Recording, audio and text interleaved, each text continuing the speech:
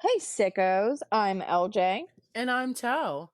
and this Is Say Psycho right now. Say Psycho Right Now is a true crime and paranormal podcast. Some content may be considered disturbing or graphic. We don't typically provide trigger warnings due to the nature of the content we discuss. Listener discretion is advised. We are also potty mouths. If you're not put off by that, shout out you. Buckle up and get ready for another episode of Say Psycho.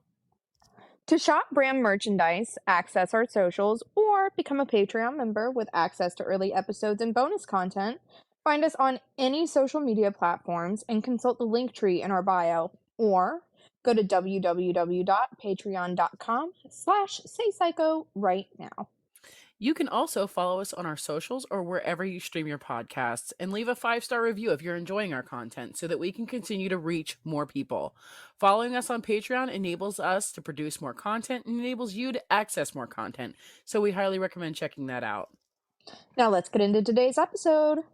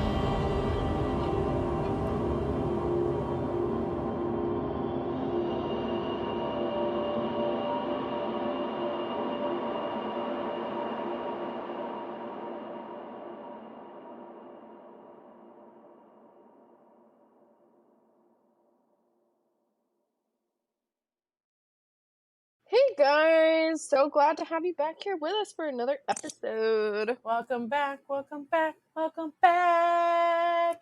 Just Beautiful. Stop it. So, today, well, first let me preface this with this is going to be a two-parter, and I personally love a two-parter. Love a two-parter. We love a two-parter. So, this is going to be the case of Madeleine McCann, but told in a way that I don't think you've probably ever heard this before. Now, that said, full disclaimer, and I'm going to let you guys know this right now, especially for those of you who are like avid true crime listeners. Episode 1, you guys are probably going to be pretty familiar with the background that I'm providing here. I'm not saying don't listen to it because we love it when you guys listen to our content. Obviously, it's very good for us, very good for you to have the refreshing background situation. Got it, right?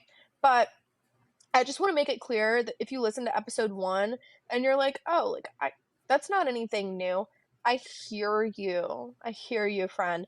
But episode 2, we're going to be focusing primarily on the suspect. I have yet to hear anything that goes into a lot of background on the suspect, how he's been honed in on, what evidence we're aware of connecting him to Madeleine, what type of efforts are being made to make these charges stick right now. There's a lot of information.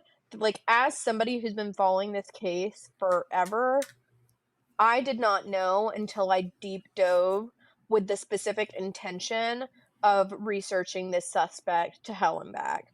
So I've got like 9 pages worth of outline just on that part of the case, and that's going to be pretty much where our episode 2 picks up. So you definitely won't want to miss that. Perfect. Beautiful. I'm a bad true crime person, and I'm not familiar with this case at all. Oh Like, my god. at This is like all. one of the most arguably like iconic abduction cases just because you hear so many people describe this case and like personally this pisses me off because it's like that didn't happen, like this is a solvable case, right? But Mm, so many people say it's like she was just there and then she wasn't, like she disappeared into thin air. We all know that it didn't happen that way, but right. it's been a long time coming trying to piece together what happened that night.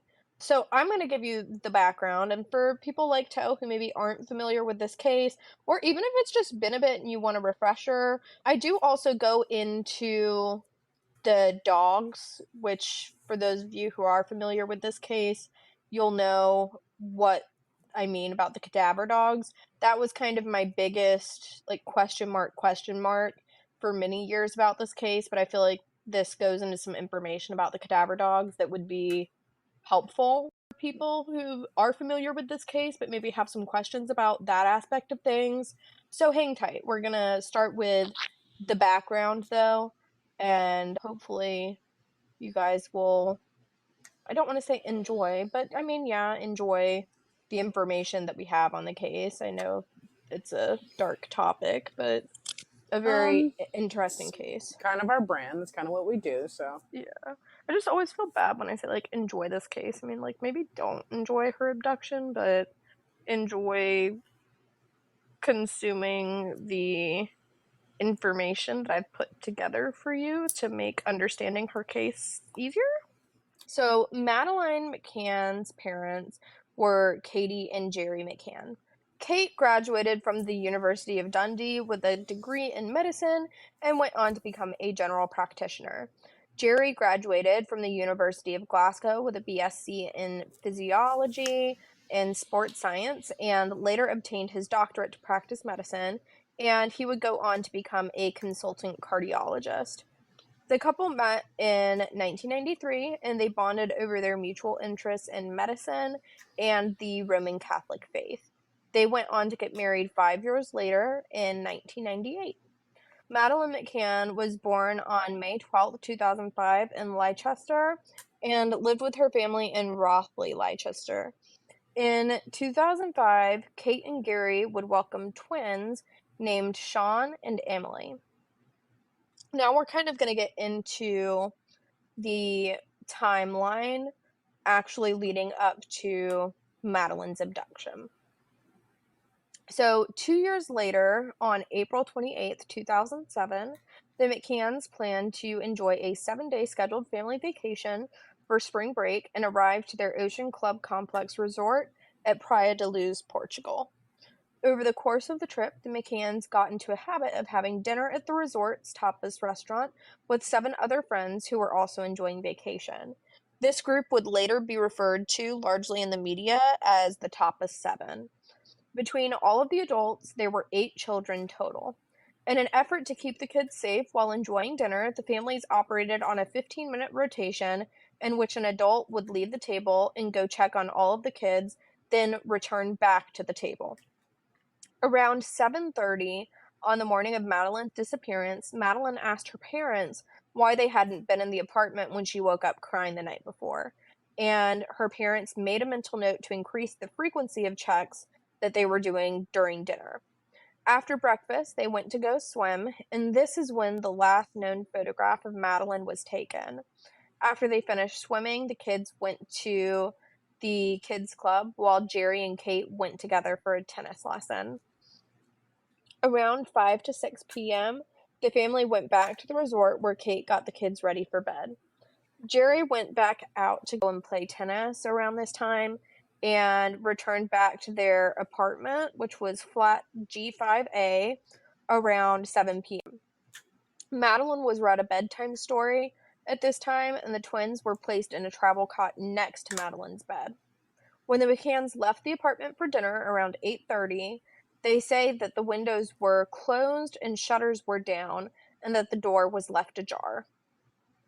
The reason that the door would have been left ajar was so that other couples in their rotation would be able to execute checks on their kids as well. Okay. Yeah. I feel like this is I'm sorry. definitely. Can you remind me what year is this again? So this would have been in 2007, actually just a few days before what would have been Madeline's third birthday. Okay. Yeah. So I will say, I have a couple of things to say about this. One is that 2005 doesn't feel like it, but it was 20 years ago, right? The internet wasn't a baby, but it was also like we didn't have social media to the capacity that we do today. It wasn't like, Right. I feel like information wasn't as widely available as it is even now 20 years ago. And Right. like just as a person who like I grew up in Miami, right? Like not Miami, not in the heart of it, but in like a suburb in South Florida, right? And in 2005, I would have been in elementary school. And it was not uncommon. You would have been. Would you have been? Yeah, because I I feel like you would have been graduated. in like late elementary school. Yeah, yeah. Because I graduated 8th grade in 2008. Okay. So, like, think 5th grade, right? It would Okay. not have been uncommon at all for my mom, like, for me to ask my mom, hey, like, my best friend was a neighbor that lived a few houses up the road, right? It Yeah. wouldn't have been uncommon at all for me to ask my mom, like, hey, me and Haley, my friend at the time, we want to roller skate to, Dippin' Dots or whatever. And I mean, it would have been more than a mile away, right? Right. But, and like, I would have had to leave our gated community to do that. But it would have been completely normal for my mom to say, like, Well, okay, like, go get and, your Dippin' Dots. and I did similar things around that age, but you're talking about a 2-year-old and 2 infants. I mean, you are talking about children that are utterly, utterly helpless at this age. And don't get me wrong, I don't disagree with And you, you're right? also talking about 2 parents that are physicians and should be expected to be. I mean, I know I'm being harsh here, but you're talking about 3 children that are at an age where they're utterly helpless. And you're talking about 2 parents that are physicians, and I would just expect a higher level of common sense from 2 physicians. I will say, same. However, a couple of things. One, I'm sure that this is something that the parents have heard 5,000 times over, and they will regret this every day until they take their last breath, I'm right? sure. You don't think that the worst thing is going to happen to you. And they had this plan of checks every 15 minutes with their friends that they trusted, and they thought that this was a good enough system. Is it a system that I personally agree with? No. However, I do think part of that comes from a place of privilege now, where we've been hearing of cases like this in ways that you wouldn't have in 2005, Right. where now we hear all the time because of social media, because of this accessibility to information, we know how quickly something can happen. That's not to say that her parents weren't smart people or that they shouldn't have known. You know what I mean? I just think, these parents have heard enough, and I'm sure they're giving themselves a hard time. Like, we all know now that this was a shit plan, you know? Yeah, I mean, my thing is like from the sounds of it, it sounds like one adult is leaving and going to get it. Like why would there should never be a time where 2 infants and a 2-year-old are without adult supervision, even for 30 seconds. One adult should come in and the other adult should leave. That to me is just common sense, and I'm sorry, I'm being harsh here. I don't see a reasonable excuse for it. You can call it the times, you can call it what you want, but we are talking about literal babies. If they were even, like, let's say your kid's age, I would be more lenient. I would I be hear that. I'm just saying, it is what it is. We and can't change it at this point. no, we can't change it, but I'm just throwing it out there because it Yeah, irritates me. I hear you. I mean, I think we're all in agreement that this was not a great plan. Yeah. However, clearly And they didn't expect the worst to happen. Nobody ever does, and it did. nobody ever does. And I don't ever drag parents on the pod, but it's the first time for everything. Shit choice. Anyways, continue. Yeah. Like, as somebody who has followed this case forever, and I think especially because you'll come to find later on, and I won't get into it too deep now, but because of this arrangement, they were even considered suspects at one point. And I think that because of that, and like seeing over time how badly they were drug in the media, and like being a parent and just imagining the amount of grief that you would have to be experiencing over something like this, and then to have that compounded with like the worst choice you ever made in your life, making you a suspect and public enemy number one in your own kid's abduction and potential murder. You know what I mean? Yeah. Like, I just, as a parent, that kills me. But do I support this choice? Obviously not. But moving on. The restaurant was about 180 feet from their lodging space. The lodging space had minimal security. It wasn't gated and was accessible to the public. The rooms could lock, but like we mentioned, the children's rooms were all unlocked so as to allow the other adults to check in on the other family's children throughout dinner. It was 9:05 when Jerry went back to the apartment for his turn to check on the children. He would later report to authorities that he noticed the position of the bedroom door was different from how it had been left originally. But he saw all of his children asleep in the bedroom, so he headed back to the restaurant. At 9:15, Jane Tanner, one of the Tapa 7, walked past the McCann's apartment to check on her own kids. She did see a man carrying a child when she was on her way, and this person became a suspect, but the Metropolitan Police concluded 6 years later that this person was an innocent man carrying his own daughter, and he was eliminated as a suspect.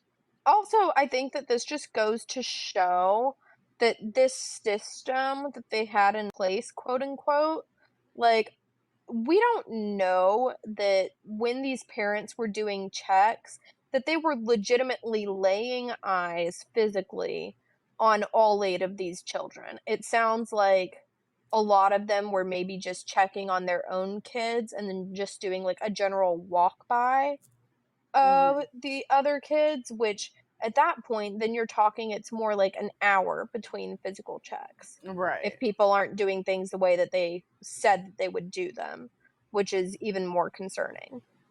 So at 9:30, Matthew Oldfield, another of the Tapa 7, he offered to check on the McCann's kids while he checks his own kids in the next door apartment, and he would later report that everything looked fine during his check.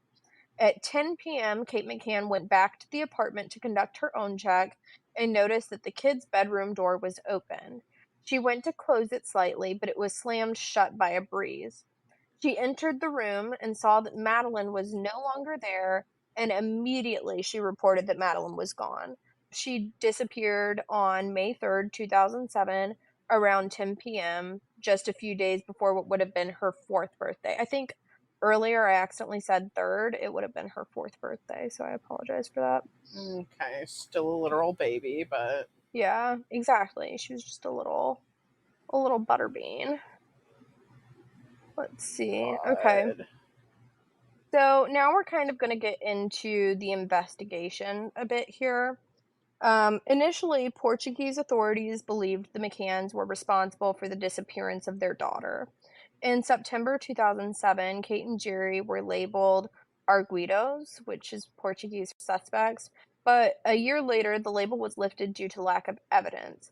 The police chief inspector who led the Madeleine McCann case was Giancarlo Emerel, which I apologize if I pronounced that wrong. He resigned in 2008 and released a book called The Truth of the Lie, in which he alleged that Madeleine accidentally died in the apartment, and in an attempt to cover it up, her parents faked her abduction. Rightfully so, the McCanns released a statement in response to the book calling it downright lies, and they sued the former police chief for libel in 2009. And they did win, but in April 2016, an appeals court overturned that decision. The Portuguese police theorized that Madeleine had died in the apartment and the McCanns had gotten rid of her body. This was largely based on speculation that Kate had drugged Madeleine with medicine that was found in the apartment, but the medicine that was found was basically the American equivalent of like Tylenol. And you would commonly use that for many ailments, as simple as like treating teething discomfort, which you're bound to be dealing with when you've got, 3 kids under 4, Right. You could be using that for any number of things. I mean, shoot, you could use that to reduce inflammation from sunburn? So, anyway, it's just like there really wasn't a lot of credibility to that theory that they were drugging the kids so that they would sleep well while they went out to dinner. It was like, well, we're not even talking Benadryl here. We're literally talking like Tylenol, which is more like Right. a fever reducer or like just like a comfort measure for kids. Sure. It doesn't even have any like drowsy properties. But that said, the police theory was made a bit more credible when working dogs were brought in by law enforcement. Many experts would later end stating that working dogs can be unreliable, and additional evidence is always required to corroborate the findings of a working dog. For this investigation, there were 2 English Spaniel dogs who were brought to investigate the McCann's apartment. The first dog was named Eddie and was trained to identify the scent of human cadavers, and the second dog was named Keela, and she was trained to identify the smell of human blood. The dogs alerted a total of 13 times during their search. Some key areas that were alerted on were the area behind the couch in the apartment, the wardrobe in the master bedroom of the apartment, and the rental car that was used by the McCanns 25 days after Madeleine went missing. So they didn't even rent it until 25 days after Madeleine had been reported missing, but this was something that the dogs responded on, if that makes sense. Okay. Okay, so Mick Swindles was a former English police inspector and dog handler who served in the Lancashire police, and he said that dogs can make mistakes when hunting for the scent of death. He said that an alert that Eddie gave on Madeleine's favorite toy, which she referred to as Cuddle Cat, appeared unusual and isn't an alert that he would hold as credible personally. Kate's clothes were also alerted on and then tested for forensic evidence, but the clothing items ended up being cleared by forensics. There was no actual forensic evidence corroborating the dog signaling on her clothing, if that makes sense. Okay. Okay, so in March 2019, just before what would have been Madeleine's 16th birthday, Netflix unveiled the 8-part docuseries called The Disappearance of Madeleine McCann. This series focused heavily on the early investigations, which focused on the parents as likely perpetrators of the crime, and also focused on a list of 38 viable suspects who had never been questioned. Martin, the dog's handler, said during the Netflix documentary, when the dog indicates in the field, it will either be human decomposition or human blood. The human decomposition is very persistent, very pungent, to the point where we've been able to locate in blind searches graves 40 years after the body has been removed, and the body was only there for a short period of time. With blood, crime scene investigators have been to the house and somebody has cleaned the blood up to the point where you can no longer see it. That doesn't mean there isn't any blood there to find. It might drip through the gap and run round the back of the floorboard, but the odor will still be coming through the gap in the floorboards and the dogs will pick it up and respond to it. Right. All of this means that dogs could give an alert to possible scents from long before the McCanns even stayed there. So Kate and Jerry elected not to participate in the documentary, and instead they released a statement via their website, Find Madeleine McCann. Their statement read, quote, "We did not see and still do not see how this program will help the search for Madeleine, and particularly given that there is an active police investigation, could potentially hinder it. Consequently, our views and preferences are not reflected in the program. We will not be making any further statements or giving interviews regarding this program. All we have ever wanted is to find her, uncover the truth, and bring those responsible to justice. We will never give up hope of finding Madeleine alive, but whatever the outcome may be, we need to know, as we need to find peace." So, with regards to this statement, I can definitely see where the parents are coming from.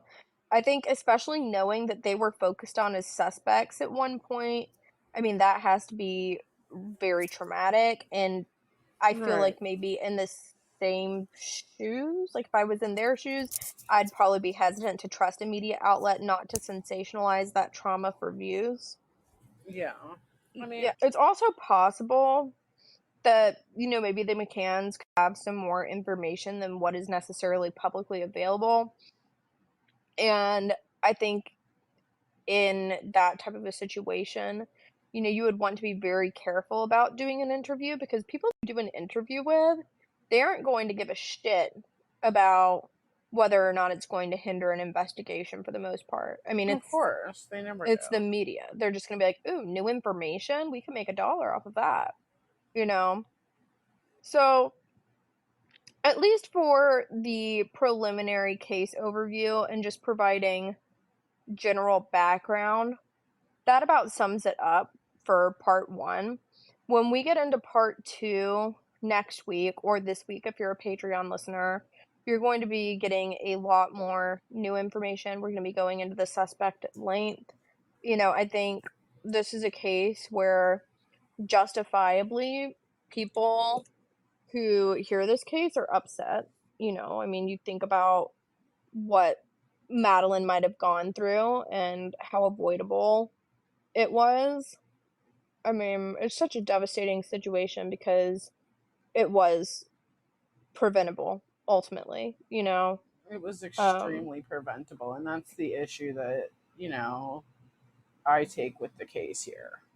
yeah, I definitely get Um, that. And then, as like a parent myself, I look at cases like this, and this is why I don't leave my kids alone for shit. You know what I mean? Like, even though they're 6 and 8, I but still but here's the thing, and maybe Mhm. this is just the way that I was raised. Right. I'm curious. I want to start a discussion about this. Let's be respectful, but I want to start a discussion about this. Like, that's normal parenting.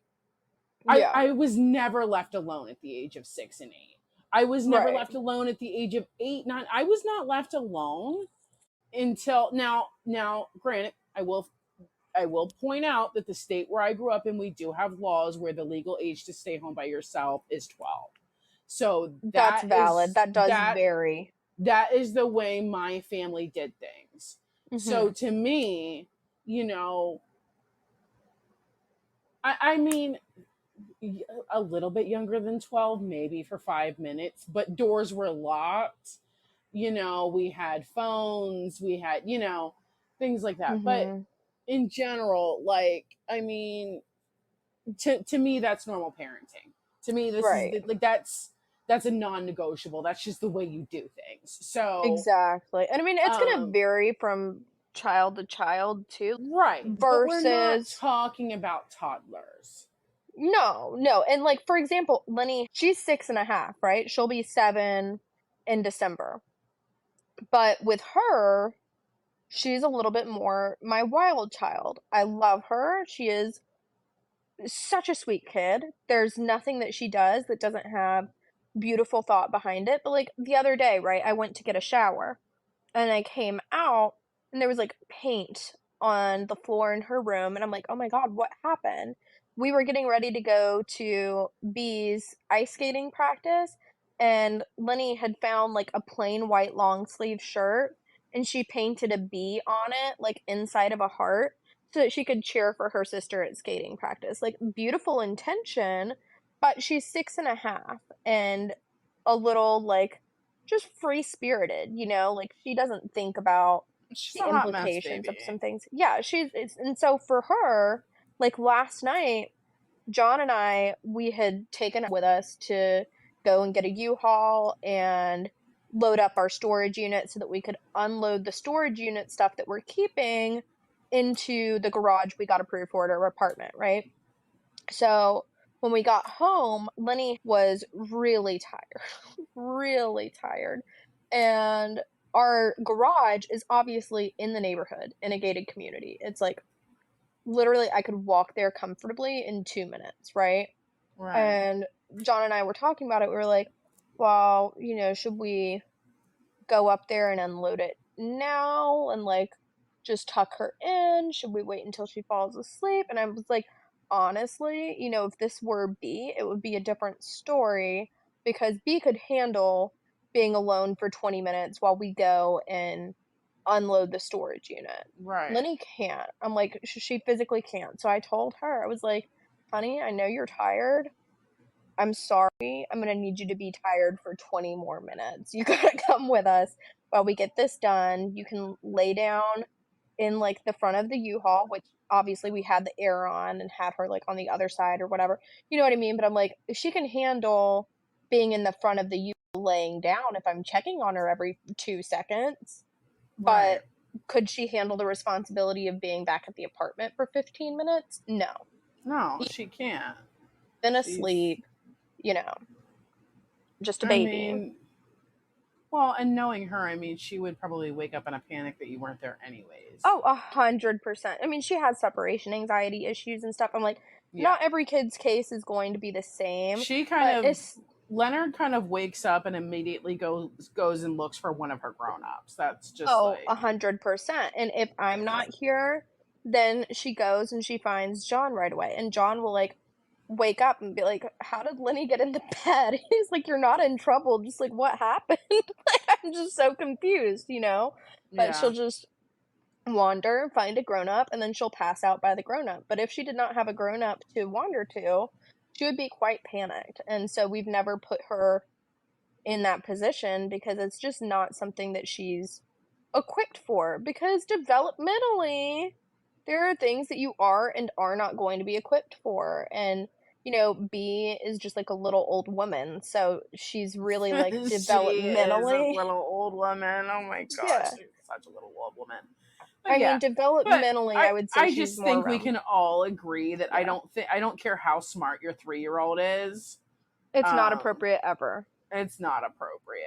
I Yeah. mean, your kids like I mean, even Leonard. Here's the thing about Leonard. Would she hate it? Would it traumatize the hell out of her? Absolutely. And I'm not saying do it. But one thing about Leonard is Leonard can run and Leonard can run fast. Yeah, that's You true. know what I'm saying? An Mhm. infant and infants and 3-year-olds, they can't do that. Yeah. So And I I mean, mean, even her, at least she would have that one small advantage. yeah, and I mean, even like, 3 versus 6 or 8 or whatever, I mean, they're not going to have the skills to even be able to articulate what happened to them. God forbid something happened to them. Even the Right. brightest 3-year-old. I mean, can 3-year-olds talk? Sure. Are they able to assign the correct words to everything that happened? Like, no, sometimes Lenny still mixes up a word and she'll giggle and be like, that's not the word I was looking for. You know what I Mm. mean? So think Oh about my a three god, year it's old. so cute. She does it and it's so precious. It is precious. And I mean, she's a smart 6-year old, but I mean, still, it's a child. She's only been on this, little earthly plane for so long, learning how to speak a whole ass language. You're going to mix up a Literally word here or there. learning how to be a whole entire human. And I feel like sometimes people don't think about that when they think of like what a realistic expectation is for a child. Like bro, they've been here for like literally a few years trying to figure life out. I'm 30 and I don't even have life figured out. So, Right. And I mean, also, like, as a parent, I will say there are things that you, like, learn and figure out over time, right? sure. Like, that you, like, maybe like, here's an example that's embarrassing that now, like, I told my mom this recently, and we had a great laugh about it because, like, me today, I would literally never. This sounds so freaking stupid, but I got pregnant with B at 19, had her at 20. I didn't know what the hell I was doing, you know what I mean? But B was really sick, like, with a cold. I mean, she wasn't, like, on death's door, but she had a very bad cold, right? I'm like, okay, Hmm. you have a cold, you need like chicken soup, right? And so I really thought I was doing something. I got her like the Campbell's chicken and stars, Hmm. and I put it in a bottle, heated it up, and like cut the nipple a little wider so that the stars could get out, right? Obviously, duh. Honestly. Obviously. And I look back at it, I'm like, I have made stupid parenting choices at points in my parenting journey. Thank God none of them led to something horrific happening to my child, because I still look back at these things and I'm like, oh my gosh, like what if she had choked? What if she had whatever? Anything could have gone wrong. You know what I mean? But Yeah. point being, every parent's going to make bad choices, and unfortunately, in Kate and Jerry's case, this might be the worst parenting choice that they ever made, out of ignorance, thinking what could possibly happen in 15 minutes when we're 180 feet away. And do I agree with what they did? No, and I'm sure that they don't agree with what they did now either, knowing what they know now. But the fact of the matter is, like, we're responsible for these little human lives, and shit can happen at any point in time. And unfortunately, some of us are learning our parent decisions, like the decisions that we're going to make as parents, based on seeing the worst case scenario play out for people like Jerry and Kate, you know? Right. And their case is the reason why I won't leave my kids alone like that, or at least why I didn't at that age. Now, B, she's more like 8.5, I mean, closer to 9. She's developmentally to where she's closer to like 10 or 11. You know what I mean? Right. She can handle a little bit more responsibility, but I would never with a 3-year-old or babies, because Right. stuff like this happens. And it sucks that they're that example for the entire world, Yeah.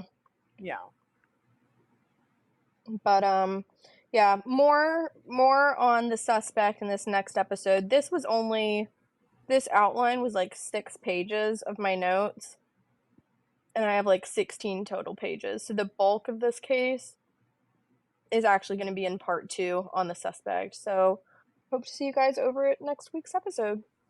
Or Patreons, Perfect. pop on over there right now. Right the fuck Yeah. now. Come back to hear Toe get mad again. Absolutely. And I will say, we have something going on right now for our Patreon, where for our highest tier, which is where you get the most bonus content, you can actually get a 1-week free trial. So I really Oh, we recommend do have that. checking that Yeah. out. Do that. Do that thing. Yeah. It's a great little like get your feet wet situation. And if you try it for a week, you can always like then be like, oh, I want to join like at the sickos tier, whatever. Like nothing's stopping you from changing the tier. Okay. Well, we will see you guys in the next episode. We love you so much. Thanks for sticking with us. All right, bye. Toodaloo.